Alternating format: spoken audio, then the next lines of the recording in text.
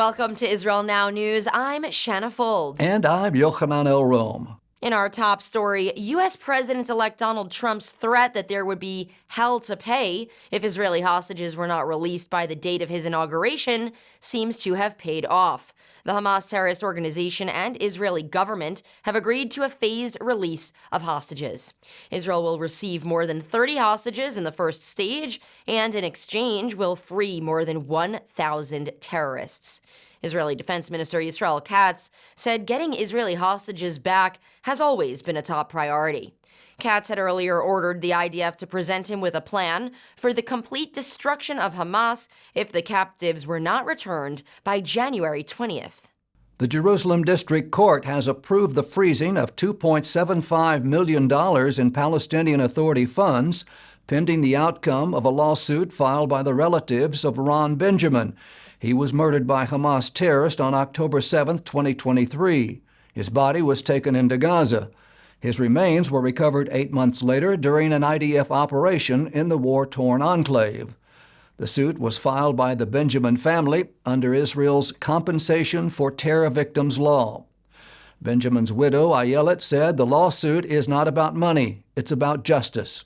She stressed that we cannot turn a blind eye to those who reward evil, those who award prizes for human lives taken in this way. Under the Palestinian Authority's pay-to-slay policy, monthly stipends are given to convicted terrorists and the families of slain terrorists. According to Israel's National Public Diplomacy Directorate, terrorists attacked the Jewish state no fewer than 18,000 times in 2024, killing 134 innocent people and wounding another 1,277. Israeli civilians were attacked from 7 fronts: Iran, Lebanon, Syria, Iraq, Yemen, the Gaza Strip, and from within Israeli territory. 18,365 times last year. These are combined statistics from all security agencies and the country's emergency response groups. Some 16,400 rockets and missiles were fired into Israel. In addition, terrorists sent at least 399 weaponized drones toward Israeli territory. 71 people, including 14 children, were murdered in these aerial assaults. Another 1,900 terrorist incidents were reported in 2024, including stone throwing, Molotov cocktails, car rammings, shootings, stabbings, and bombings. On the positive side, the Shin Bet security agency thwarted more than 1,000 significant terrorist attacks in Judea, Samaria, and Jerusalem, all last year. For the first time in 18 years, a new poll shows that the vast majority of Jewish Israelis oppose the two-state solution. Member of Knesset Ariel Kalner told the Jewish News Syndicate that Israelis are finished with committing suicide. The Likud MK said the Gaza Strip was, in effect, a Palestinian Arab state before the October 7th massacre. Kalner believes the official creation of a Palestinian state now would constitute national suicide. He noted that recent polls indicate that a majority of Palestinian Authority residents support the October 7th massacre, and the Palestinian Authority did not condemn the genocidal attack. The latest survey from the Institute for National Security Studies of Tel Aviv University found that 64% of Jewish Israelis are against the creation of a Palestinian state under any circumstances. This week marks the swearing-in ceremony of Donald Trump as the 47th President of the United States of America on Monday, January 20th. The ceremony will take place in front of the U.S. Capitol. It'll be the 60th U.S. presidential inauguration and the second for President Trump as President of the United States. Several Israelis will be among those in attendance, including members of Knesset Yesha Council Chairman and Binyamin Council Head Israel Gans and Samaria Regional Council Chief Yossi Dagan. Besides attending the official ceremony, their agenda includes meetings with incoming Trump administration officials and leaders from both Jewish and evangelical communities. The Israel delegation says they'll focus on relationship building rather than presenting specific demands or proposals in an effort to bolster support for communities in the biblical heartland of Judea and Samaria. The Trump team also invited families of U.S. Israeli hostages held by Hamas in Gaza to attend the ceremony. Our colleagues right here at Israel Now News, Josh Reinstein and Rebecca Roberts, will be on hand for this historic event. Lebanese lawmakers elected Army Chief Joseph Aoun as head of state. The move fills a presidential vacancy that has existed for 2 years. Aoun kept Lebanon's army out of the war that raged between the Hezbollah terrorist organization and Israel. He was widely seen as the preferred candidate of the United States and Saudi Arabia as he pledged to uphold the ceasefire agreement with Israel. Israeli Foreign Minister Gideon Sa'ar congratulated the new Lebanese president and said, "I hope this will contribute to fostering good neighborly relations." Meanwhile, interim Lebanese Prime Minister Najib Mikati said the state will begin disarming southern Lebanon, especially south of the Litani River, in line with the ceasefire agreement between Israel and the Hezbollah terror group. In the past, Lebanese armed forces have failed to enforce 2 UN Security Council resolutions demanding the disarmament of all of Lebanon's various militias and the withdrawal of Hezbollah north of the Litani River. Israel's foreign ministry will fly a huge stone from the Western Wall compound in Jerusalem to Osaka, Japan, for the 2025 World Expo. The stone will be taken from the southern area of the wall with assistance from the Israel Antiquities Authority. The project is expected to cost more than $32,000, according to Ynet News. Something like this happened 5 years ago when a stone was taken from the Jewish prayer site and transferred to the United States for display. The Israeli booth at Osaka Expo will showcase Israeli innovation as well as Jewish tradition and culture. The event runs from April to October.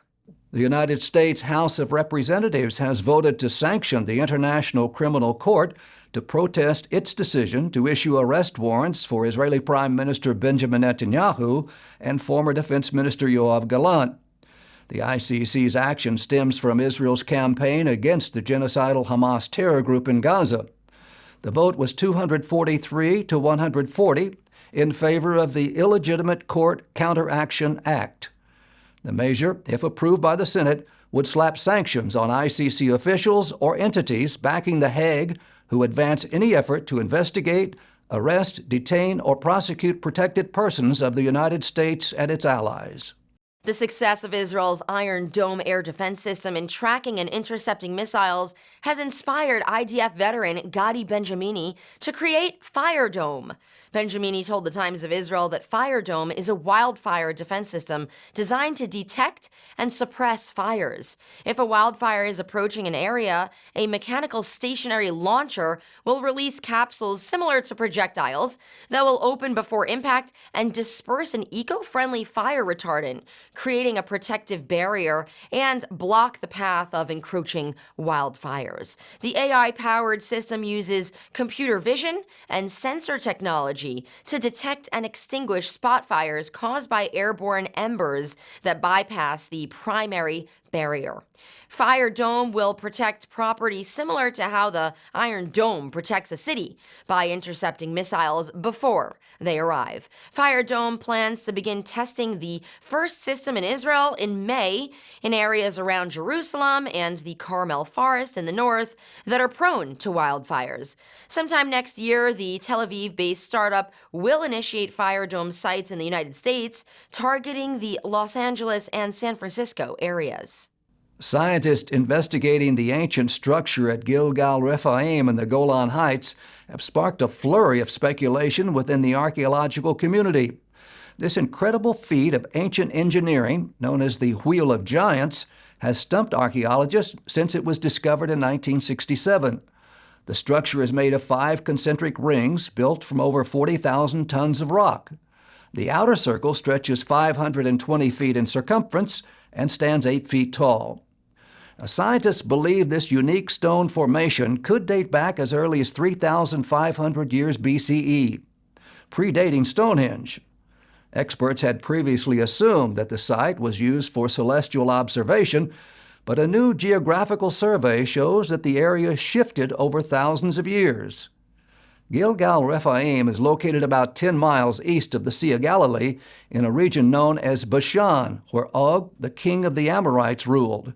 The Bible describes Og as the last of the Rephaim, or giants, and details his defeat after attacking the Israelites as they entered the Promised Land.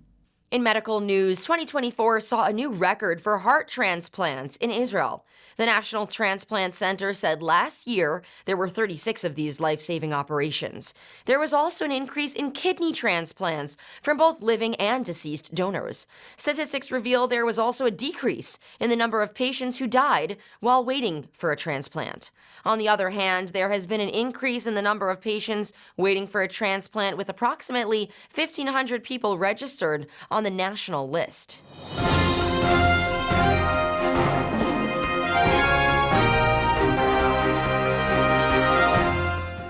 That concludes the news portion of our show. Stay tuned for Ask the Source with Josh Reinstein.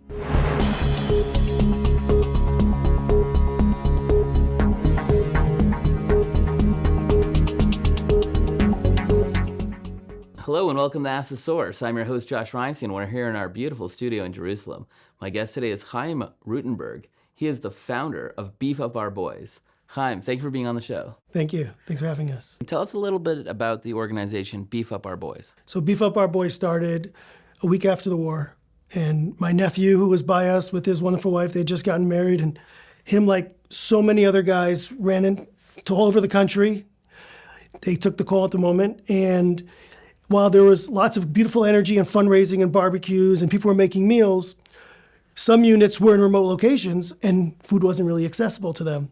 So after about a weekend, he told us that he was cold and hungry, him and his 97 guys. So we got them jackets, and my wife's like, we got to get beef jerky. My son's actually a type 1er. He eats low carb. So when he goes on trips, beef jerky, it's food, it's protein, it's healthy. It's a gift from God. It's pure meat. I have a spiritual leader, Rabbi Laser Brody, and laser beams. And he's like, God made animals. You could dry it out. You could put it in a bag. It lasts virtually forever, and it could sustain a soldier for a day. And we got to him, and it ended up getting to a bunch of advanced units. And they called me up. This is like literally October 15th. And they said, we need thousands of packages. I'm a civilian. I literally stopped my work. I work for Genie Retail Energy, a great energy company in the U.S. I'm their director of QA. And I called them. I said, listen, I'm going to need to take some time off. They're like, don't worry about it. We'll figure it out. You're doing good work out there in Israel, our man on the ground. And we delivered 80,000 packages of beef jerky today. It's really amazing, when the war started, everyone kind of went and did something to try to help with the war effort. The idea of beef jerky is really smart. I was a tank gunner in the IDF, and there was no beef jerky. So the real question is, how are you able to produce 80,000 packages of beef jerky when there's no culture, like in America, of beef jerky here in Israel? So first and foremost, I really, really prayed when I moved to Israel for God to give me a mission here. And when the war started, give me something that you need. Did something with the Hadassah Hospital volunteers. I'm like, God, give me something that really makes a difference. I'm here. I'm your man on the ground. Give me something. And when my nephew said he wanted it, I said, most probably this is universal. And I literally took out a personal loan, kid you not, because I knew we had to make this real. We had to do it professionally.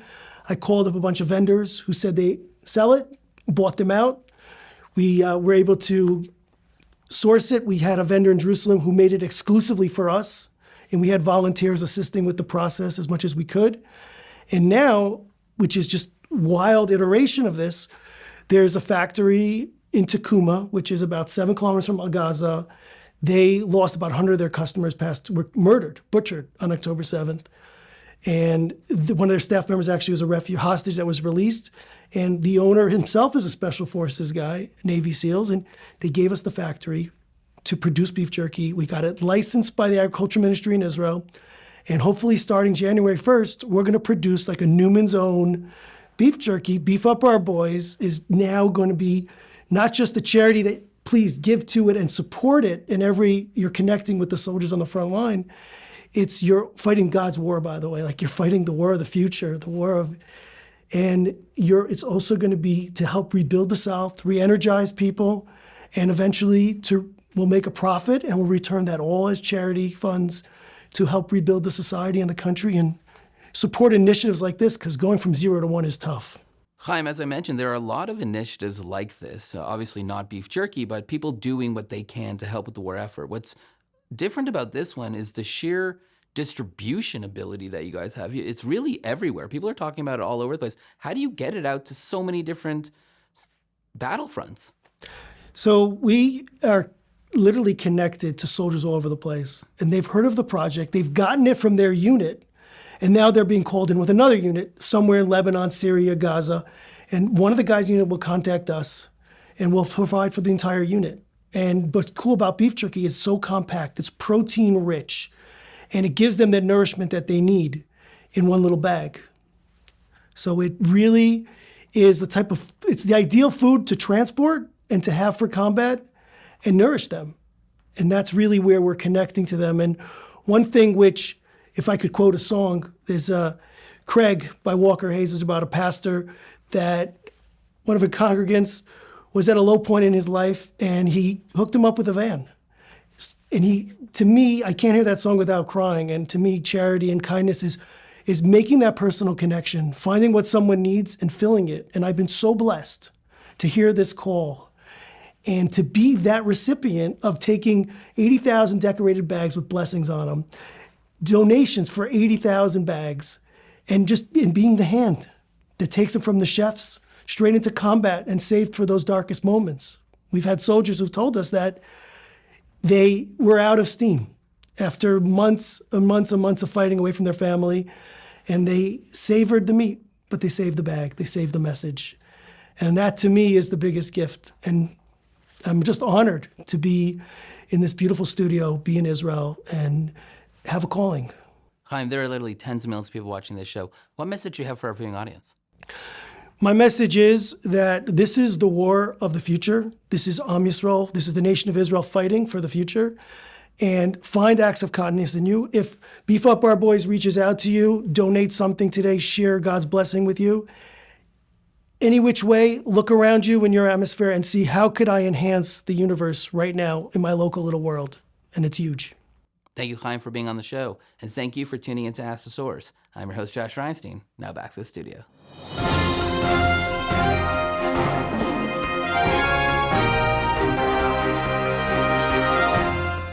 And now, the truth from Zion.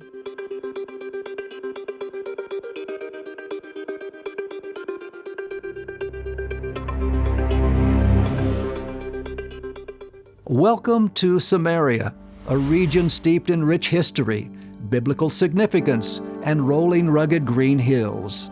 This special land has hot, dry summers and mild, wet winters.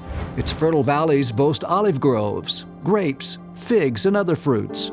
Grains and some of Israel's finest dairy products are produced in this region as well. Along the Jordan River, you might spot foxes, rabbits, and if you look up into the skies, you can see a range of colorful birds. Samaria is a large area of land north of Jerusalem and west of the Jordan River. You might recognize some biblical names of cities within Samaria, like Jericho, Shiloh, or Shechem. Situated in the biblical heartland of Israel, Samaria is a special place for the Jewish people.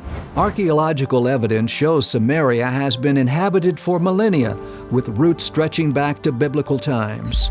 The city of Shiloh, an essential religious and political center for the Israelites, was located in this very region. Samaria is mentioned in the Bible numerous times. This is where the Israelites, led by Joshua, entered the Promised Land. The Israelites had wandered for 40 years in the desert, all while carrying and maintaining a portable sanctuary, a tabernacle or tent of meeting, where the Kohen Gadol, the high priest, communed with the God of Israel. The Israelites would spend 7 years in a place called Gilgal, located northeast of Jericho. However, Gilgal would be a temporary place of dwelling. Joshua ben Nun receives a message from the Lord, who instructs him to move the tabernacle to the city of Shiloh. He did, and the Jewish people lived there for some 400 years. It became the capital of the Jewish nation until King David moved the tabernacle to the eternal city, Jerusalem. But how do we know that Shiloh of today is located in the same place as the one described in the Bible? Archaeologists need 3 things: a Bible reference, an inscription, and to see that the ancient Hebrew name was carried through the generations. Today's city of Shiloh meets those requirements. Archaeologists have found pottery which held incense and spices for holy offerings and a grape press to make wine. Many people report that even today they can still smell the fragrance of the offerings in the air. Today a wide highway runs through this part of Samaria. It is the same route that pilgrims took in order to travel to Jerusalem 3 times a year for the pilgrimage festivals. Those celebrations are still observed joyously today. They include Sukkot, known as the Feast of Tabernacles, Passover, and Shavuot, or Pentecost, the Festival of Weeks. Beyond its historical and religious significance, Samaria holds immense military importance. Its strategic location provides a vantage point for monitoring the surrounding areas, making it a crucial defensive position for Israel if it were to be invaded. However, this beautiful part of the Jewish state is not without controversy. Samaria is an integral part of Israel. Under international law, Israel has a complete sovereign right to Samaria. Now, Samaria is also sometimes called part of the West Bank. But that's a made-up name, made up by Jordan when Jordan invaded and conquered parts of Israel in 1948 and occupied it until 1967. But under international law, a country cannot change borders simply by invading and conquering. When Israel was created, it had the international legal right to the full territory of the Mandate for Palestine, which included Samaria, which included Judea, which includes Jerusalem. So today, Israel remains the country with the best sovereign claim to Samaria. The dispute over Samaria continues to be a focal point of political discussions and negotiations. Jews recognize Samaria as a key part of the Jewish homeland that the Bible describes in great detail, and because God intended for them to build their lives and homes there. Many Arab families have lived in this region for generations, but historians say their roots are in the neighboring nations of Syria, Lebanon, and Jordan. The international community often tries to pressure Jews into abandoning their lives and homes in Samaria in an effort to allow Palestinians to carve out a territory for a future state.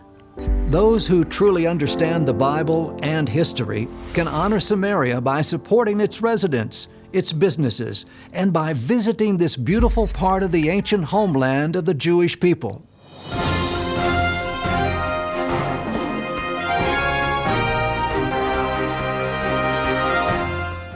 Up next, the ICEJ report from the International Christian Embassy, Jerusalem.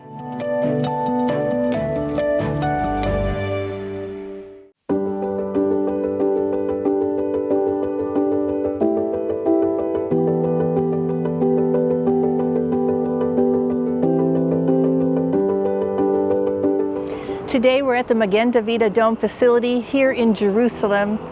We're going to be able to dedicate a new ambulance, the gift of our friends in the United States. This ambulance will serve in the Upper Galilee region, an area that's been very hard hit as a result of the war in recent months. And we're excited to be able to provide this ambulance, which is going to save many lives. Since 1980, the International Christian Embassy Jerusalem has been a voice of Christian support for Israel and connected the global church to the land of the Bible.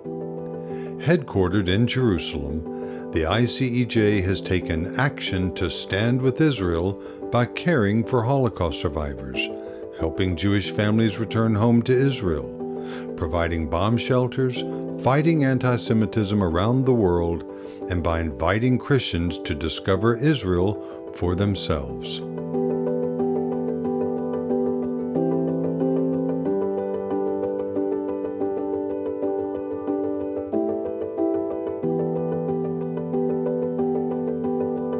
I'm Ann Ayalon. I'm the president of Christian Friends of Magen David Adom. And we have had a long-standing relationship with ICEJ. And we are grateful for each of the branches and the donors and the people who support Israel financially, verbally, with prayers. We can't say enough how important it is to Israel. It's been a challenging year to all of us, and the ICEJ support is tremendous. As a Christian pastor who's lived here in Jerusalem 18 years, I've never been prouder of Israel, the Israeli people, to the Magen David Adom volunteers. Kol hakavod, and may God bless you to continue serving.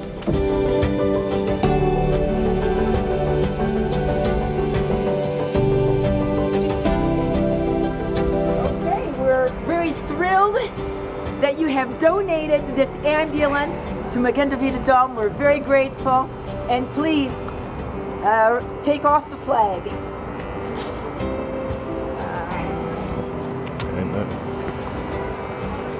On behalf of the Christian Embassy USA office, it's a privilege to be here to dedicate this ambulance.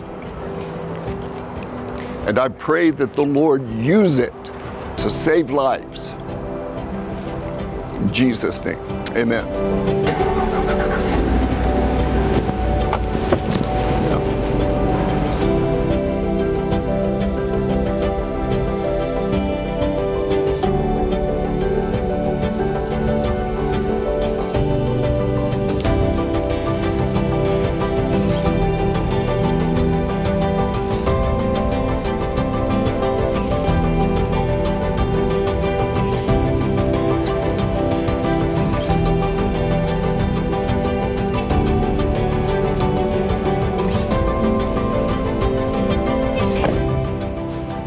Friends, thank you so much for your generous donations, which have made this day possible.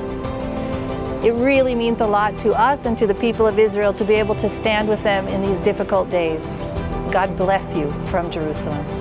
After Hamas brutally attacked Israel on October the 7th, 2023, the ICEJ has been actively standing with Israel and her people through advocacy and urgently needed aid projects. Now is the time for Christians to turn their love for Israel and the Jewish people into real action as never before. Your donation will help deliver bomb shelters to at-risk areas, provide necessary supplies for first responders, support affected citizens with trauma care, and will eventually help rebuild these devastated communities. Visit ICEJUSA.tv to donate online, or call 1-800-910-6355 and give your generous gift today.